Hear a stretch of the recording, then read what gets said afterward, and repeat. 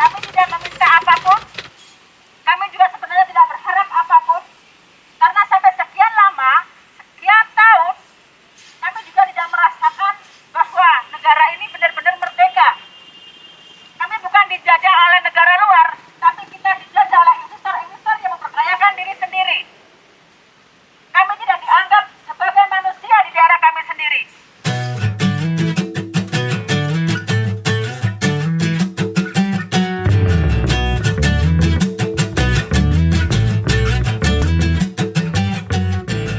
Kalau kampungku dulu itu namanya Desa Siring, Kecamatan Porong. Kalau lokasi rumahku dulu sekitar 300 meter dari titik pusat semburan ini ke arah barat. Jadi kurang lebih kayak di sinilah ini rumahku.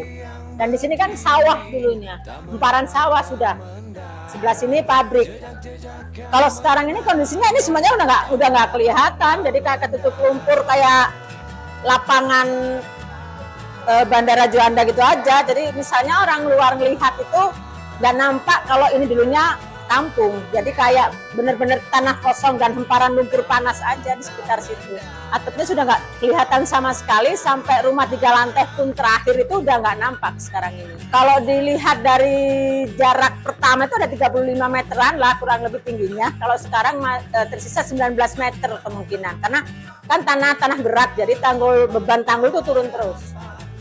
Selama 17 tahun ini sebenarnya satu pun masalah di luapan lumpur ini nggak ada yang selesai, malah nambah lagi kasus yang dimunculkan oleh pemerintah juga. Misalnya ada penggabungan desa yang baru muncul peraturan pemerintahnya tahun 2002 akhir bulan tahun kemarin, itu malah akan menghilangkan nama-nama desa yang sudah terendam di sini.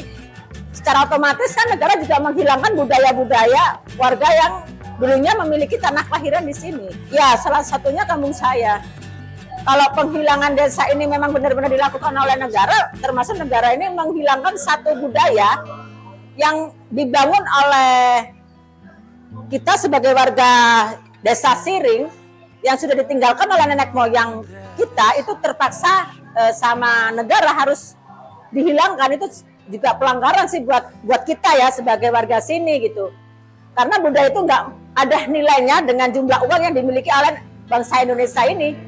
Kalau NIK kami bisa terdeteksi kalau warga ikut vaksin COVID 2021 kemarin. Contohnya punyaku itu muncul NIK-nya 2021 akhir karena saya ikut vaksin COVID. Kalau saya nggak ikut, kemungkinan NIK saya nggak muncul. Sebelumnya hilang? Hilang atau dihilangkan. Jadi bahasa itu kan beda, hilang atau dihilangkan. Kalau dihilangkan memang ada kesengajaan dari aparatur pemerintah. Kalau hilang nggak mungkin lah, karena kecamatan nggak ikut terendam di Kecamatan Porong. Paling nggak kan Kecamatan Porong itu masih memiliki data kependudukan warga desa-desa yang terendam.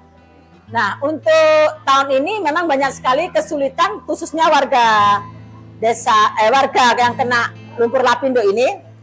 Contohnya KK yang tertuliskan Kelurahan Siring itu harus dihapus, diganti dengan desa penggabungan yang ditentukan oleh pemerintah daerah. Contohnya Desa Siring digabungkan sama Desa Gedang. Jadi secara otomatis bila mana kita membutuhkan surat yang berurusan dengan desa ataupun kelurahan, nama Kelurahan Siring itu harus dihapus. Kalau nggak dihapus, kita tidak akan dilayani apapun, permintaan administrasi apapun. Bapak Lurah tidak akan mau menandatangani surat yang kita minta. Jadi ya kayak kita ini kayak masyarakat ilegal gitu loh.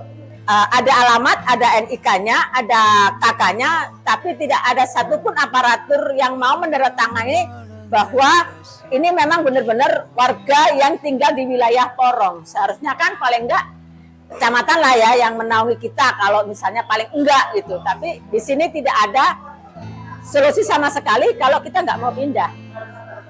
Habislah, kuburan kampung juga udah pertama kali terendam karena kan nggak ada bangunannya di situ. Kalau pemakamannya sih sampai sekarang sih kita masih kesulitan ya. Kalau misalnya kita ada uang mungkin nggak kesulitan. Karena misalnya di pemakaman umum yang dimana pemakaman itu dikelola oleh pemerintah kabupaten itu membayar 2,5 juta. Tapi kalau makam di desa yang dimana kita tempati, kita masih berstatus desa lama, misalnya di Siring, Sama juga harus bayar 3 juta. Itu pun hanya bayar pemakaman, belum kebutuhan misalnya beli kayunya, kain kafanya, kebutuhan dedek bengeknya, belum kasih ongkos tukang galihnya, itu malah lebih gede lagi biayanya sebenarnya. Bukan susah lagi, juga harus memikirkan biaya rumah sakit, belum lagi biaya pemakamannya. Belum lagi nanti ngaji, segala macam itu juga butuh biaya. Untuk warga korban lumpur sih selama ini kita nggak terlalu berharap kepada pemerintah. 17 tahun, Bo, udah lama banget itu. Anak aja dari lahir sekarang udah memiliki KTP gitu. Kami nggak pernah merasakan yang disebut adalah keadilan yang di sila-sila Pancasila itu nggak pernah kita rasakan gitu. Jadi dengan adanya hatam 17 tahun lumpur Lapindo ini, mungkin kami nggak berharap kepada pemerintah, tapi kami berharap kepada teman-teman untuk tidak capek-capek untuk membantu kita untuk merebut hak warga korban lumpur yang ditindas dan dihilangkan oleh negara, supaya kami mendapatkan lagi hak kita sebagai warga negara Indonesia. I am born and dead as soon as you want me to. Says the day, yes the word. Mas Melki juga. Jadi kalau saya diminta untuk bercerita tentang temuan terbaru ya, jujur saja banyak sebetulnya yang bisa ditemukan. Salah satunya tadi sempat disinggung soal isu kesehatan, khususnya bukan hanya kesehatan fisik, tapi juga kesehatan mental. Itu juga banyak mulai dimunculkan. Tetapi yang menjadi perhatian saya justru pada ide tentang apa itu keadilan sosial ekologis. Jadi kenapa kok sampai sekarang masih banyak warga yang tidak terima dengan situasi ini, karena mereka merasa diperlakukan oleh tidak adil. Nah ini menurut saya yang perlu ditarik. Kita tidak perlu lagi, ya kita ada dampak, kita sudah tahu. Anda bisa baca banyak, tapi yang lebih penting adalah kita ke depan mau ngapain.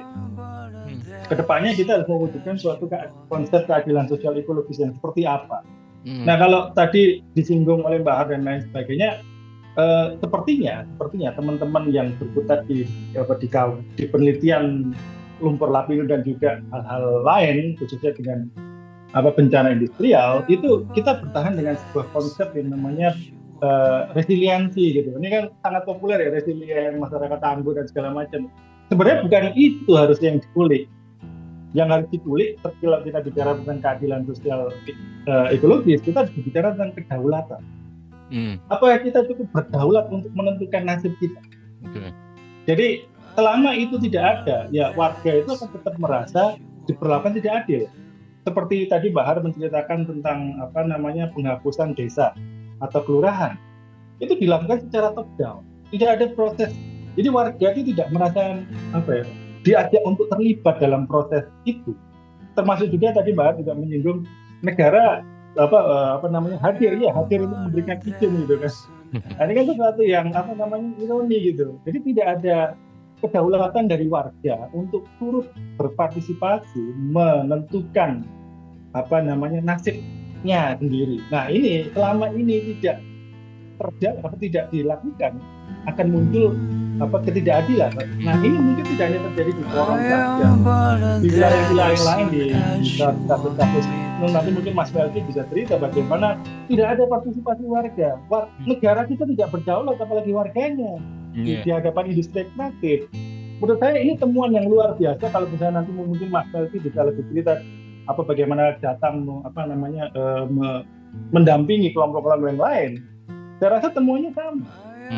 Negara saja tidak berdaulat di hadapan industri, apalagi warganya.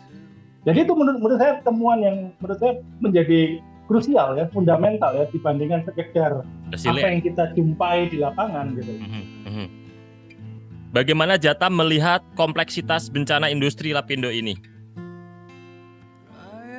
Iya, bencana industri, dan saya kira kita wajib menyebut tragedi Lapindo ini sebagai sebuah bencana industri begitu ya. Karena selama ini kan ada sebagian orang menganggap bahwa ini adalah bencana alam begitu ya, seolah-olah yang menjadi pemicunya adalah alam itu sendiri. Padahal ada aktivitas pengeboran yang kemudian sesungguhnya menjadi penyebab utama mengapa bencana Lapindo itu terjadi pada 29 Mei 2006 lalu. Nah, terkait dengan tragedi semburan Lapindo ini, Jatam selalu melihatnya sebagai sebuah skandal terbesar gitu ya, terutama setelah Soeharto berkuasa begitu. Mengapa ini kita menyebut sebagai sebuah skandal? Karena ilustrasi sederhananya, ini ada satu kegiatan ekstraksi gitu yang persis berlangsung di kawasan padat huni begitu ya. Di sana ada manusia, di sana ada infrastruktur dan segala macamnya, ruang hidupnya begitu. Lalu kemudian ketika terjadi masalah begitu, yang dilakukan kemudian adalah pemerintah dan korporasi justru lebih banyak dalam tanda kutip mengakal-akali publik begitu ya. Satu tadi seperti yang saya bilang dengan menyatakan bahwa ini murni bencana alam begitu. Atau yang kedua yang justru sangat menyedihkan itu adalah ketika tanggung jawab terutama dalam konteks ekonominya yang mestinya itu dibebankan kepada korporasi, kepada industri, justru kita semua gitu ya, pembayar pajak yang ikut menalangi biaya kerugian yang diakibatkan oleh aktivitas ekstraksi migas di Porong itu begitu.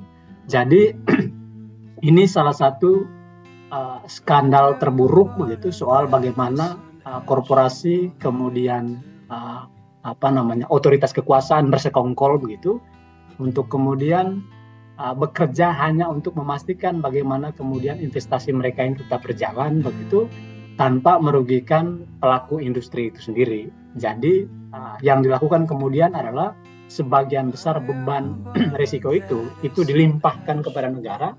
Dalam hal ini ada kita sebagai pembayar pajak di dalamnya untuk menalangi biaya-biaya kerugian akibat dari ekstraksi migas di Porong itu sendiri.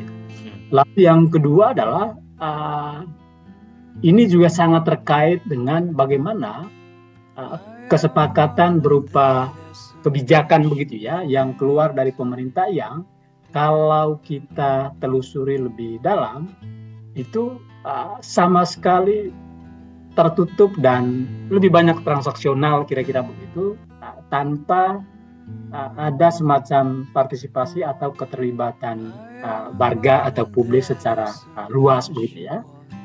Dalam hal ini misalnya ketika sejak zaman Presiden Susilo Bambang Yudhoyono dulu, lalu kemudian dilanjutkan dengan Jokowi, langkah untuk kemudian mengambil dana APBN sebagai dana talangan itu kan mestinya itu harus diketahui oleh kita sebagai pembayar pajak ini, begitu ya. Jadi dalam konteks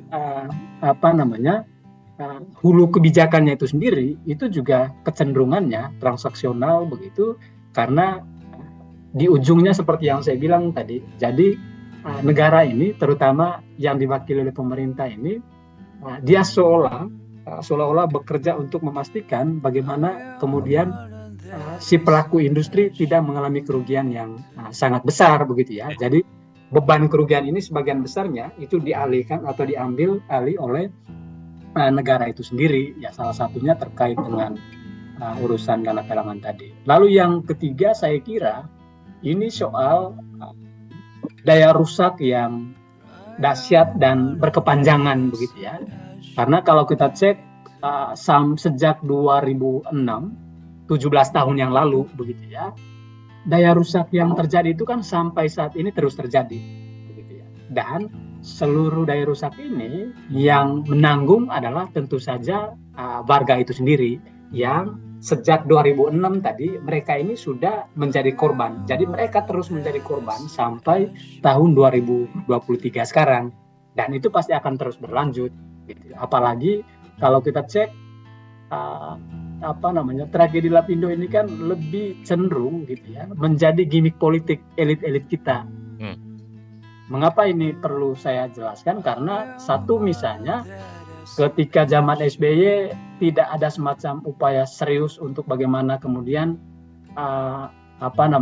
hak-hak ekosop dari warga yang terdampak itu tidak diperhatikan, itu kan berlanjut di era Presiden Jokowi begitu ya. Kita tahu persis 2014 dalam kapasitasnya sebagai calon presiden dari partai PDI Perjuangan waktu itu, Jokowi ya, itu pernah ke Porong bertemu dengan ribuan korban lumpur lapindo begitu ya. Salah satu pernyataan yang yang masih diingat publik itu adalah bahwa Jokowi dalam kapasitasnya sebagai capres waktu itu menyatakan bahwa negara mestinya hadir gitu ya di tengah-tengah warga.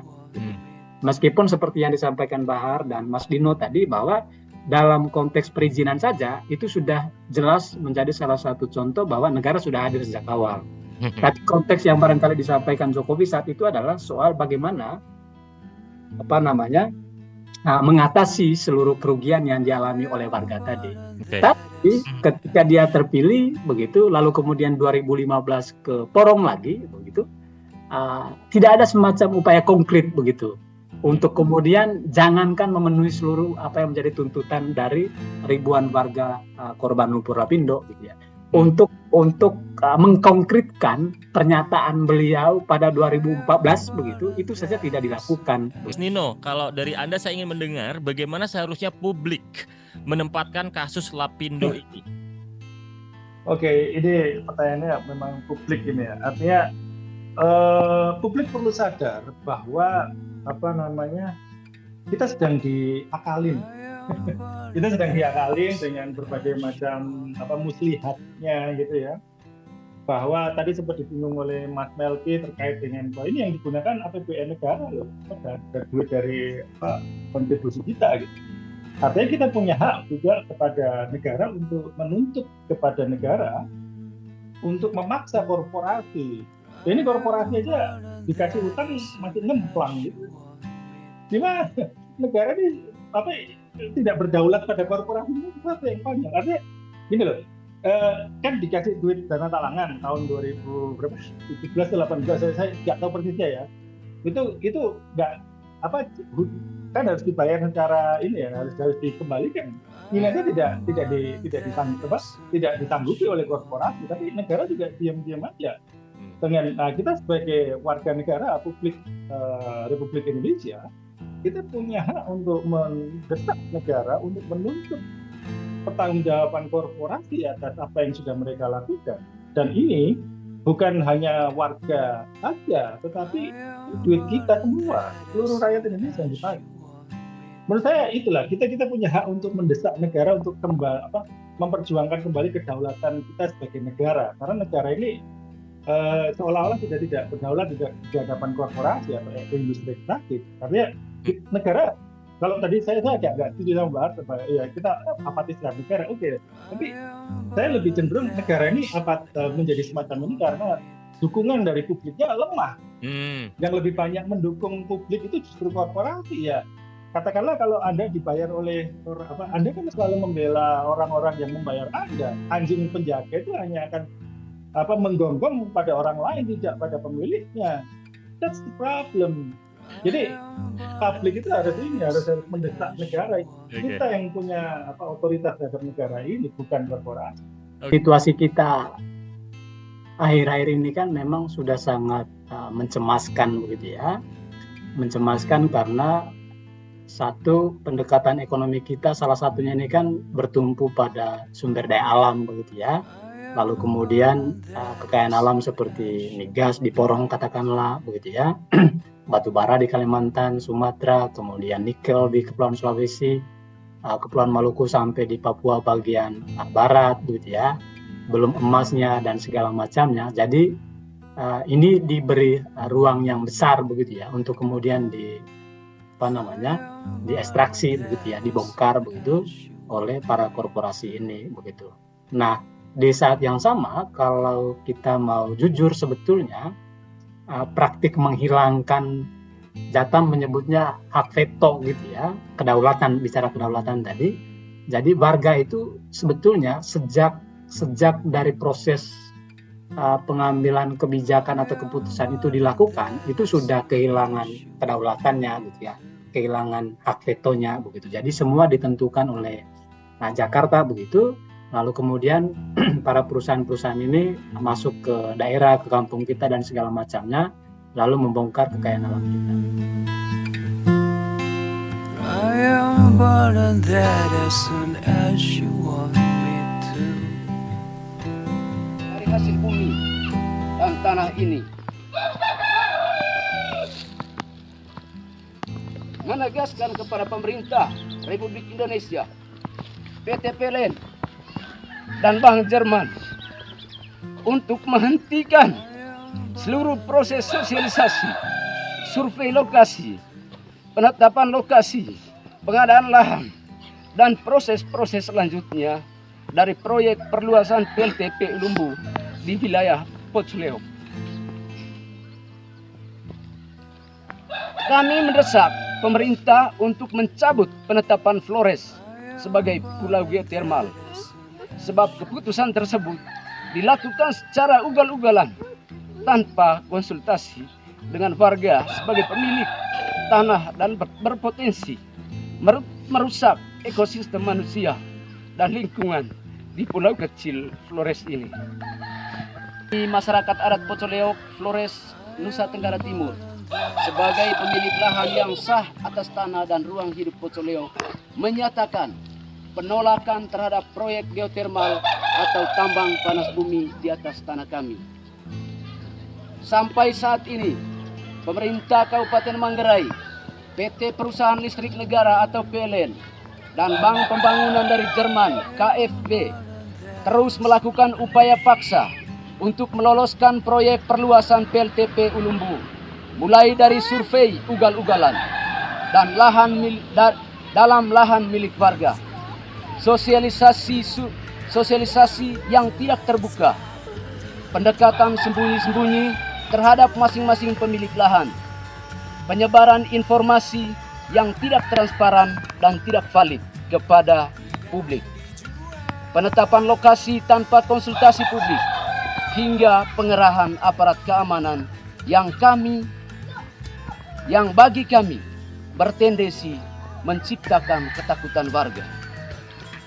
Selain itu, situasi Poculeo akhir-akhir ini menjadi tidak kondusif.